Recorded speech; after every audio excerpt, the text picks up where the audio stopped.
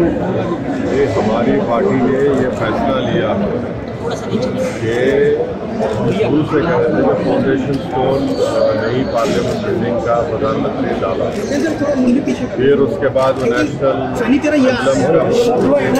Emblem का inauguration किया। अब ये तीसरा मौका है कि वो इनॉग्रेट करना चाहते हैं। तो हमारा मुंह से बोलना ये है कि स्पीकर कस्टोडियन होता है लोकसभा का, और प्राइम मिनिस्टर जो है वो एग्जीक्यूटिव का हिस्सा है, स्पीकर लेजिस्लेचर का हिस्सा है, जुडिशरी CGI है। तो प्रधानमंत्री बहैसियत एग्जीक्यूटिव गैर जरूरी के लेजिस्लेचर के डोमेन में इंटरफियर कर रहे हैं, और हमारे संविधान में सेपरेशन ऑफ पावर्स हमारे संविधान के बेसिक स्ट्रक्चर का हिस्सा है। तो हमारा बोलना यह है कि प्रधानमंत्री इसका इनॉग्रेशन स्पीकर साहब ओम बिरला के जरिए कराए और उनको करने दें, और वो ऐसा करते हैं तो एमआईएम पार्टी से शिरकत करेगी। जहां तक नई लोकसभा का सवाल है, यस, जब 2019 में चुनाव के बाद जब पहली ऑल पार्टी मीटिंग पार्लियामेंट के लाइब्रेरी में हुई थी, उस वक्त मैं एक वाहिद MP था जिसने इस बात को उठाया था कि हमको नई लोकसभा की ज़रूरत है, क्योंकि जो पुरानी लोकसभा में जब वोट ऑफ कॉन्फिडेंस होता है या कोई बिल को पास किया जाता है तो बहुत मुश्किल होता है उसमें, और उसका जो पुरानी बिल्डिंग है बड़ी खूबसूरत ज़रूर है, उसका फायर क्लियरेंस भी नहीं है, मगर ये जो इनॉग्रेशन हो रहा है तो स्पीकर को करना चाहिए क्योंकि वो कस्टोडियन है हाउस के। राजदंड को भी लेकर बातचीत की जा रही है। छोड़िए ना, ये तो सब चलते रहता है। रोज नागपुर में आपकी जनसभा है, क्या मायने निकाले जाए इसके लिए, क्या चुनावी प्रचार के तौर पे देखा जाए? ये पार्टी के प्रोग्राम है, पार्टी के प्रोग्राम को आए हैं, पार्टी को स्ट्रेंथन करने के लिए हमारी जिम्मेदारी है, हमारे जिम्मेदार लोग काम कर रहे हैं, तुम आए। केसी राव की जो पार्टी है वो महाराष्ट्र में एक तरफ से आ रही है, क्या कहेंगे इसको 2024? लोकतंत्र है, जमहूरियत है, हर किसी को आकर अपनी अपनी पार्टी का काम करने की इजाजत है, तो उसमें किसी को क्या बोल सकते हैं, कोई भी आ सकता है। केरल में MIM लोकसभा चुनाव में किसी के साथ गठबंधन करेगी क्या, या अकेले चुनाव लड़ने वाली है? अभी टाइम है ना, अभी तो टाइम है, जब आएगा टाइम बताएंगे आपको। सर, केरल के मंत्री महाराष्ट्र में अभी ऐसे सिचुएशन है कि MIM को कोई साथ में लेना नहीं चाहता। हाँ, कोई साथ नहीं लेना चाहता है। हाँ। कोई बात नहीं, अल्लाह हमारे साथ है, जनता हमारे साथ है। सर, उद्धव ठाकरे के साथ आपकी मुलाकात होने वाली थी। हाँ? उद्धव ठाकरे के साथ आपकी मुलाकात होने वाली थी। किससे? उद्धव ठाकरे के साथ आपकी मुलाकात होने वाली थी। आपके ख्वाब में आके बोले वो? नहीं, क्या बात करते हैं आप? अभी प्लेन से मैं उतरा हूँ, आप आए क्या? अरे छोड़िए। केरल के मंदिरों में RSS पे बैन लगाने की बातचीत की। केरल में जितने भी मंदिर हैं वहाँ पे RSS की जो शाखाएं होती है उस पर बैन लगाने की बातचीत की गई है, सरकार कह रही है। मुझे नहीं मालूम, मैं तो आपसे सुन रहा हूँ, मुझे नहीं। मेरठ पर जो हुआ उसके बारे में कुछ कहेंगे आप? मेरठ में तो झूठा इल्जाम लगाया गया है, हमारे कॉरपोरेटर्स पूरे खड़े हुए, गैर जरूरी तौर पर बीजेपी के लोग वहाँ पर एग्रेसिवनेस दिखाए, गैर जरूरी तौर पर गाली गलौज किए और दबाने की कोशिश किए, मगर हम बीजेपी के लोगों से कहना चाहेंगे कि MIM जैसा मत करिए आप। अगर आप इस तरह करेंगे तो फिर हम भी आपका जवाब देंगे जमहूरी तरीके से। नागपुर के कुछ मंदिरों में एक ड्रेस कोड लागू किया गया है, कल से कुछ नोटिस बोर्ड लगाए हैं, आपका उसमें नहीं, मेरे को नहीं मालूम सर। मेरठ के इशू तो आपकी पार्टी शिरकत नहीं करेगी कल के?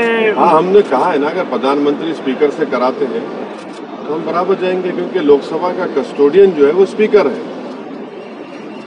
है। प्रधानमंत्री बड़े नहीं है लोकसभा में, स्पीकर बड़ा है, लीडर ऑपोजिशन बड़ा नहीं होता है, इसीलिए तो लोकसभा का सेक्रेटेरिएट अलग है, लोकसभा का सेक्रेटेरिएट अलग है, लोकसभा अलग ही है, वो लेजिस्लेचर का हिस्सा है। Theory of separation of powers में एग्जीक्यूटिव अलग है, इंडिपेंडेंट है, जुडिशरी इंडिपेंडेंट है, एग्जीक्यूटिव और लेजिस्लेचर अलग है। ये प्रधानमंत्री सब में चले आ रहे हैं, तो वो जाएं, उनका नाम तो आ गया ना फाउंडेशन फ्लैग पे, स्पीकर को कराए, ओम बिरला से कराए, क्या होगा? आसमान तो नहीं गिरने वाला है ना, आसमान तो नहीं गिरेगा।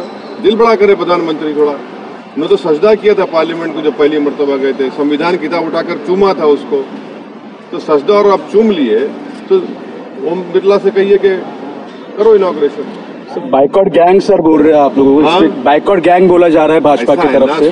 शाम में 6 बजे और रात में 9 बजे ये सो कॉल्ड नेशनलिस्ट बैठते हैं टीवी के ऊपर, ये 6 PM 9 PM नेशनलिस्ट है, ये मैं शुरू से कह रहा हूँ लोगों को, उनका काम है। सर केजरीवाल जी ने आपके पार्टी को अप्रोच किया है सर दिल्ली? नहीं, हमारा तो राज्यसभा में कोई है ही नहीं है। और अरविंद केजरीवाल को उनकी पार्टी को जवाब देना चाहिए कि जब 370 हटाया गया था, जिसको मैंने पार्लियामेंट में खड़े होकर उसका अपोज किया था और उसको कॉन्स्टिट्यूशनल ब्रीच कहा था, वो क्यों सपोर्ट किए 370 हटाने का? आज रो रहे हैं। जब उनको ख्याल नहीं आया था कि किस तरह से एक स्टेट को यूनियन टेरिटरी बना दिया गया था।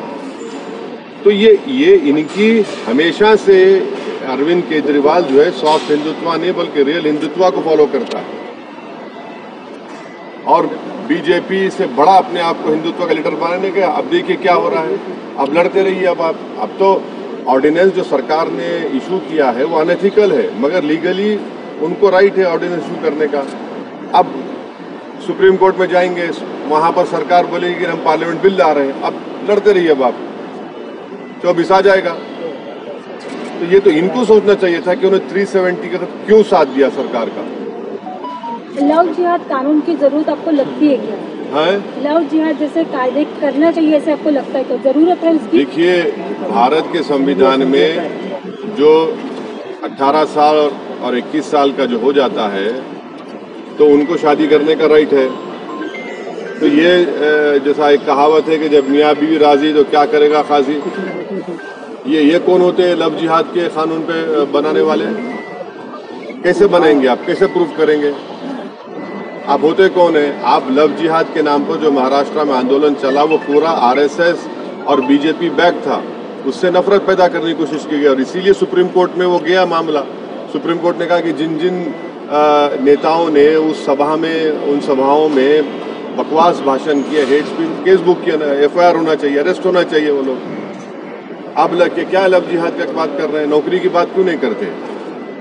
आप रोजगार की बात करिए, आप किसान मर रहा है उसकी बात करिए, अब उस पर बात नहीं करेंगे। और पूरा ये बीजेपी बैक प्रोग्राम था महाराष्ट्र में, जितने सभाएं हुई है पूरा गवर्नमेंट बैक था, RSS बैक था प्रोग्राम, और उसमें एक ही मकसद था कि एक समुदाय, मुस्लिम समुदाय के खिलाफ नफरत को भड़काया जाए।